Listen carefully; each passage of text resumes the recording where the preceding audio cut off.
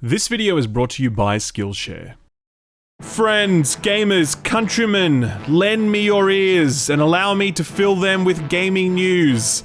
I'm sure Bill would have loved that opening. If he were alive today, he would definitely be liking and subscribing on that one. Alright, ladies and gentlemen, enough flirting. Like we say here in Australia, we didn't come here to f**k spiders. That's a real thing we say, by the way. Let's get this show on the road. The biggest, well, duh story this week doing the rounds is the fact that Starfield will be an Xbox and PC exclusive. The news comes courtesy of Jeff Grubb, who this week tweeted, quote, "Starfield is exclusive to Xbox and PC, period. This is me confirming it." For some reason, everyone found this really interesting, even though Phil Spencer said weeks ago that Bethesda IPs would be exclusive, and the fact that Microsoft paid $7 billion for Bethesda and they didn't do that for a laugh. They did it so they could build a library of exclusives to compete with Sony's crushing dominance in the console market. So yeah, Starfield is still an Xbox and PC exclusive, just like we always knew it was. Speaking of console exclusives, Sony is getting on the offensive after a press cycle that cast doubt on their appetite for risky ventures. Recent reporting from Jason Schreier of Bloomberg hinted that Sony may be playing it a little too safe, knocking back pitches for new IP and choosing to double down on surefire blockbusters from Naughty Dog and Sony Santa Monica. This week, PlayStation Studios' Herman Hulst told Wired that Sony has more than 25 PS5 games in development, and half of those are new IP.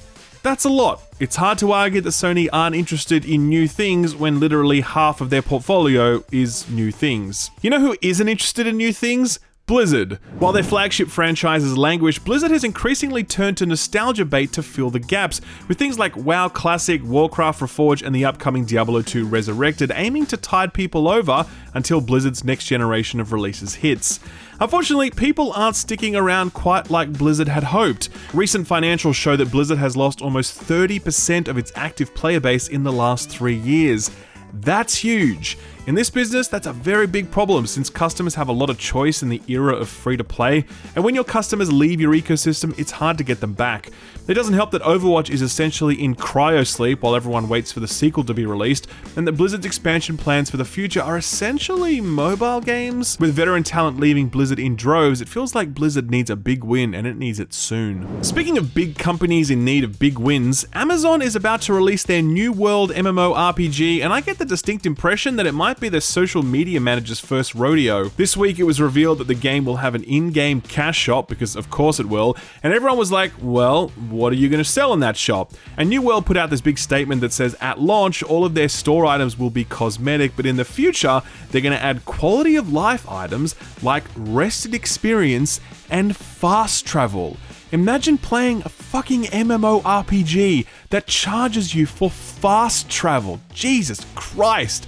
People were rightly roasting this post on Twitter, leading the official account to respond to one tweet with this absolute banger. Get this, quote, "It isn't about rushing people to the endgame.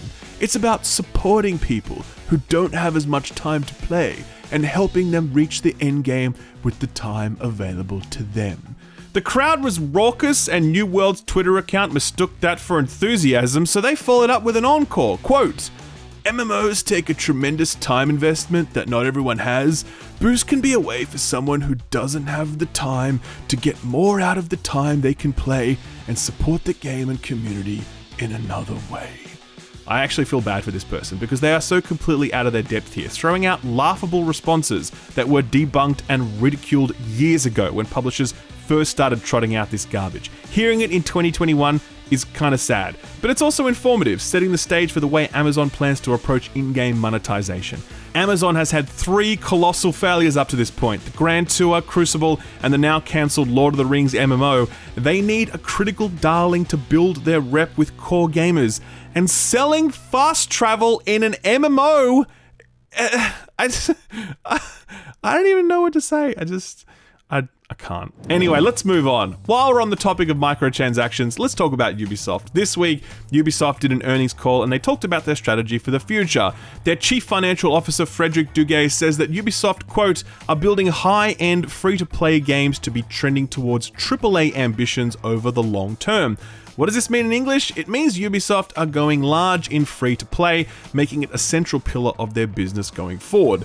The quote was taken out of context in some circles, suggesting that Ubisoft would abandon paid AAA releases, but that's not true. They will still do those, it's just that we're going to see more regular and more meaty free-to-play offerings as well. One example is The Division Heartland, which this week suffered a rather devastating leak when at least one person broke the terms of their NDA and shared 20 minutes of gameplay.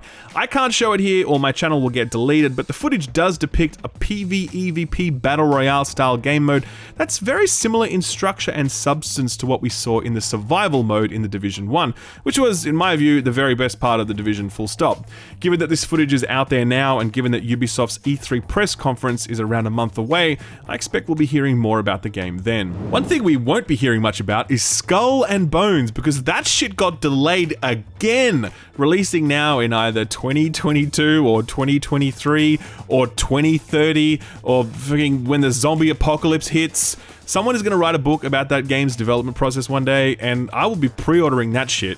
The book, I mean, not the game. I mean, there's no way I'm pre-ordering a game that's been delayed like 8 times. Come on now. Battlefield 6, it's coming at you, Battle Boys? Is that a thing? Probably not. This week, the official Battlefield account tweeted out that the next entry in the Battlefield franchise will be revealed sometime in June, no specific date yet. It follows comments from EA CEO and Handsome Jack cosplayer Andrew Wilson, who said that Battlefield is a true next-gen game. Which everyone was like, whoa, guess it's not coming to PS4 and Xbox One then. Worry not, turns out true next-gen game is a bullshit marketing term, and the game will still be coming to last-gen consoles. I cannot believe that Andrew Wilson would deceive us like this. I mean, if you can't trust the CEO of EA, then who can you trust? I'll tell you who you can trust. Reeling after months of horrendously bad press and a stack of recent high-profile departures, Stadia's head honchos went out on a charm offensive to try to convince the world that Stadia totally isn't dead yet. Quote, "Stadia is alive and well," says developer marketing lead Nate Ahern. "I'd tell any non-believers to take notice of how we're continuing to put our words into action." Well, yeah, that's exactly what we're doing. That's why we're all laughing. But please, keep doing these interviews. Stadia alive and well is too good a headline for me to ignore. So, what got announced or delayed this week? Well, just in case you missed it, Square Enix held their digital Final Fantasy XIV Fan Fest this week, where a ton of information was revealed about the future of the Final Fantasy XIV franchise. First up, we got a release date for the PS5 version of the game. It arrives on May 25th, which is next week. It's a free upgrade if you already own it on PS4, so that's fantastic. We also got a look at the new class called the Reaper, which is basically like if the Grim Reaper was a World of Warcraft rogue. And if you want a better look at the character in action, you can look at this footage of game director Yoshi P cosplaying as the new class on stage. Looking good, my man. Finally, and most importantly, we got a release date for the Endwalker expansion. It arrives November 23rd on all platforms, which is awesome because most of the big games of the year have been released by that point, which means I can spend all of December playing Final Fantasy. That is going to be a great month. If you're a fan of Ghost Runner, the cyberpunk meets Mirror's Edge parkour game, then good news. The developers have confirmed that a sequel is in development for next-gen platforms and PC. The news comes after publisher 505 purchased the rights to the franchise, so no real surprises that a sequel is coming. Still, we got confirmation, no release date, don't expect it any time before 2023, maybe? That sounds kind of right. Galactic Civilizations 4 got announced. I'm not going to pretend to know anything about this franchise other than it's a space strategy game where you do space strategy things. And soon there will be 4 of them. And it's coming at some point. No date. Thank you for tuning in to the very informative This Week in Video Games. Glad you're here. And finally, if you made your way through both Nier Automata and the recent Nier Replicant remaster, then good news, more Nier is on the way in the form of a mobile game called Nier Reincarnation. The game has been out in Japan for a long time, but recently the English translation has been finalized, and just this week Square Enix put out a trailer hyping it up. You can pre-register for it on the Android and Apple stores, so you'll know the moment it goes live, which should be pretty soon given that the hype cycle for mobile games is typically a lot shorter than it is for premium stuff. So what came out last week? Well, Destiny's Season of the Splicer arrived, and it was a mixed bag. After players overcame the day one server issues, they found a season brimming with new lore, a nice new activity, and plenty of loot to collect. They also found the new transmog system, which if you put the brightest minds of our generation into a room and supercharge them with the combined computational power of every piece of technology on planet Earth, you still couldn't come up with a worse system than Bungie have come up with here. To transmog one gear set in this cursed game takes 25 hours. 25 hours! You could finish God of War in the time it takes to transmog one gear set in Destiny 2. Or you could, of course, just sling Bungie a lazy $10. I'm sure they would prefer that. Players are rightly furious, and Bungie are pretending to be surprised by this so they can inevitably walk it back to something only slightly less shitty so that gullible fools can be like, see, Bungie listened, good guy. No, it's so annoying. I won't review Seeds of the Splicer until it's over, but other than transmog and stasis in PvP, so far it's good. I like it, I recommend it, but my god, the transmog fucking sucks. Anyway, Assassin's Creed Valhalla Wrath of the Druids expansion hit, and it seems to have gone over pretty well with critics, sitting at a mid-70s on Metacritic. PC Invasion scored at 80, saying, quote, "Though there are a few minor issues, Assassin's Creed Valhalla Wrath of the Druids gives you a lot of reasons to continue Ivor's journey thanks to a lush and vibrant land to explore," while PC Mag was a little more critical, scoring at a 60, saying, quote, "Wrath is good if you're hungry for more Valhalla." I'm not. But the new features add minimally to the experience, so this DLC won't make many converts. The most exciting release of last week was the Mass Effect Legendary Edition, a remaster of the classic trilogy that is now playable at 4K 60 FPS on current-gen consoles. As it stands right now, Mass Effect Legendary Edition is the second highest rated game of the year on Metacritic after Disco Elysium's Final Cut. Reviews point to a solid job refreshing the visuals, touching up a few mechanics here and there, but the bulk of the score goes to the fact that all these years later, Mass Effect remains an unsurpassed masterpiece in its genre, and one of the best science fiction properties across any medium. With BioWare taking another swing at a new Mass Effect sequel, it seems the Legendary Edition has only raised the stakes for them yet again. No pressure, guys. And finally, everyone seems plenty happy with Subnautica Below Zero, but there's consensus that it's a lot less breakthrough and ambitious than its predecessor. IGN scored it a 90, saying, quote, "Subnautica Below Zero is a leaner, meaner standalone expansion to Subnautica that improves on the story and mechanics, but doesn't give us as much room to explore," while PC Gamer scored it an 85, saying, quote, "Below Zero is a mostly brilliant sequel to the best survival game of all time." So, what's coming out this week? Well, for starters, Days Gone is out for PC today. Enjoy it because there's no sequel coming. Ben Studios tried and Sony said no. It's a shame because while Days Gone was far from perfect, it had plenty of redeeming qualities that got shouted down during a fairly critical review cycle. I liked it, but yeah, it's not a must play, it's just a good game that you can now play in ultra wide if you have the monitor for it. Elite Dangerous gets its Odyssey update on the 19th for PC, adding the ability to land on planets, get out of your ship, and shoot stuff in first-person style if that's the thing you want to do. This one's been in the works for a long time, so it's great to see it finally get a release. Knockout City, okay, plenty to say on this one. I haven't tried it yet, but I've heard lots of positive buzz from people who have played it, which is rare for these sorts of games, since a lot of them seem to kind of disappear the day after they go live.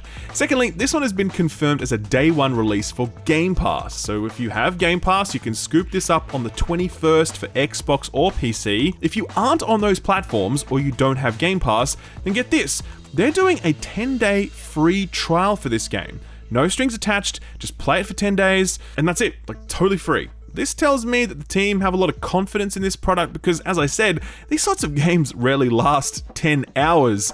Hopefully this delivers the next Fall Guys, Rocket League, casual competitive thing we've been looking for. That'd be nice. Miitopia gets a Switch release on the 21st. It was originally released on the 3DS, so of course Nintendo are packaging it up and selling it to us again in 2021. It's a lightweight RPG where you get your weird looking Mii characters to do RPG things. It looks like South Park's The Stick of Truth, except without the irony, fart jokes, and senseless killing. Speaking of senseless killing, Rust is arriving on PS4 and Xbox One on the 21st. It's been out on PC for, what, like 12 years? Not quite, but a while. And now it's arriving on console, so you can get ganked on a whole new platform. Have fun.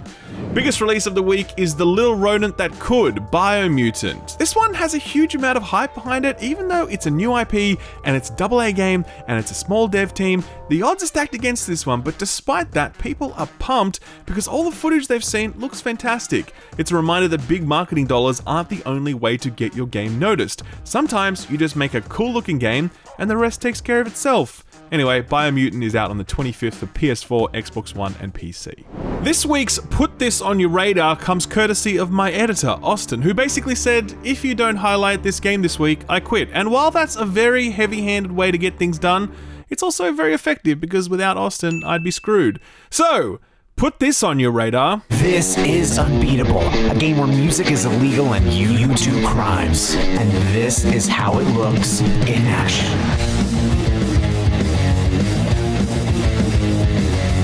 This is Unbeatable, an indie game currently in Kickstarter that's looking just a little bit awesome. It's a rhythm game with an entirely original soundtrack that already seems to kick pretty hard, but that isn't all. It's also a narrative-driven RPG where between each mission you'll be either helping or ignoring your friends and doing general RPG side-questy stuff. The package is looking very schmick, and if you want to check it out for yourself, there's a playable demo available right now.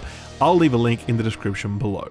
Sort of free stuff time, let's mix it up and talk about Game Pass first. We've already mentioned that Knockout City will be there on the 21st, so there's that. We also got confirmation that Dungeons & Dragons Dark Alliance will be a day one Game Pass release as well, but that isn't until the 22nd of June, so that's a month from now. Footage for that one just got spilled out over the intertubes, and it's looking a little shaky. I don't want to judge it until I play it, but yeah, I've definitely got some question marks about that one. Good news, PlayStation fans, Sony are extending their Play at Home program with more free stuff. The bad news?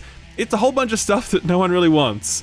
Now look, to be fair, Sony has already been more than generous with this program, serving up 10 excellent games for totally free when they had no reason to do so.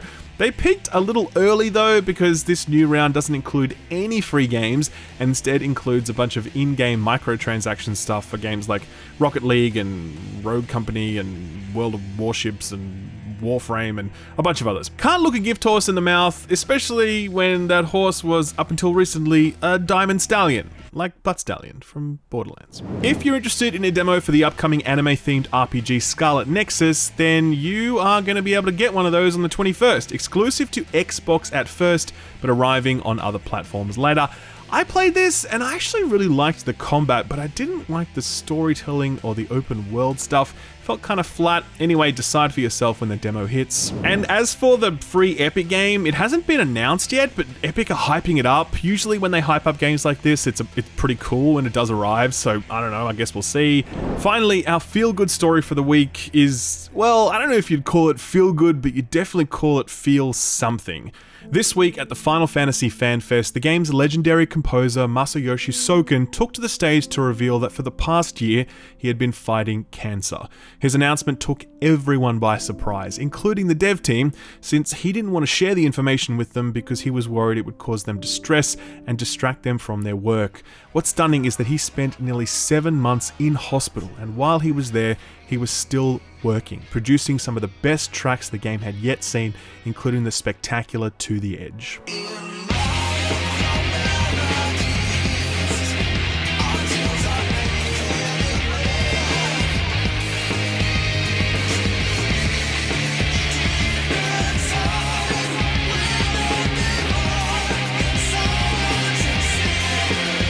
With his co-workers and friends on stage and before an adoring Twitch chat, Soken announced that his cancer was in full remission and that he had beaten it because his love of the game and its community had given him something to live for. Overcome with emotion and unable to face the camera for much of the segment, Final Fantasy XIV's director Yoshi P eventually summoned the strength to address his friend. どうかわかんないですけど、世界中の光の戦士のおかげで僕の盟友が帰ってこれたので本当にお礼を言いたいです。ありがとうございます。ありがとうございます。I'm not sure if this is the right type of comment for the ending of the fan festival, but I just want to say I'm so happy that my best friend is back with me. Thank you very much. Video games, ladies and gentlemen, we like to make fun of them, especially Stadia, but sometimes they hit you right in the feels. So thank you for stopping by and spending a brief moment with me here. I always appreciate it. If you enjoyed yourself, consider dropping the video a like. If you'd like to come back sometime, hit the subscribe button and ding the notification bell. Thank you so much for watching, and thank you to this video sponsor, Skillshare. Before we go, this video was brought to you by Skillshare, a platform that has the power to change your life. Sound like I'm exaggerating? Well, I'm not. Back in the day, I was working a normal desk job and I wasn't loving it. I wasn't loving it at all. And I was trying to break into the world of video games and I wasn't having any luck because I had no experience and the market here in Australia is so small.